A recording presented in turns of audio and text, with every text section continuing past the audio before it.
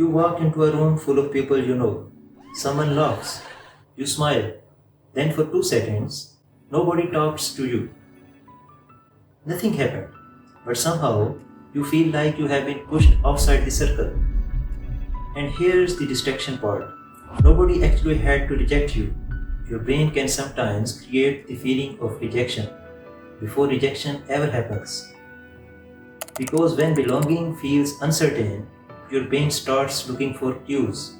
A glance across the room, a delayed reply, someone's tone changing slightly, someone laughing with another person. Most of these moments mean nothing. But when you are already wondering, do I actually belong here? Your brain doesn't treat them as isolated moments. It connects them, like a detective building a case.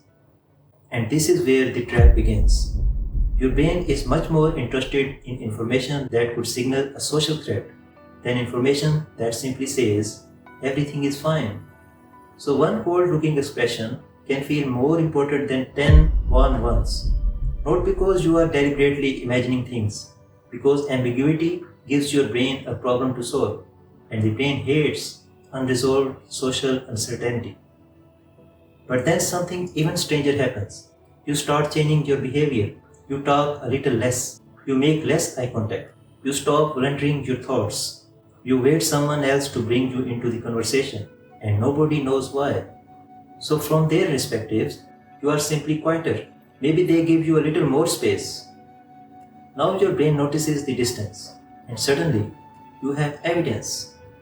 See, they are leaving me out. But look at what just happened. The prediction changed your behavior. Your behavior changed the interaction, and the interaction seemed to confirm the prediction.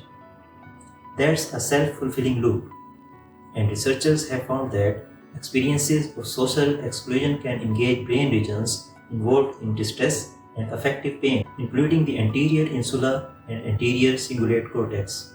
So the feeling isn't fake, but the feeling is not necessarily proof. That's the distinction that changes everything. The next time you suddenly feel like an outsider, try one thing. Separate the observation from the story. They looked away. That's an observation.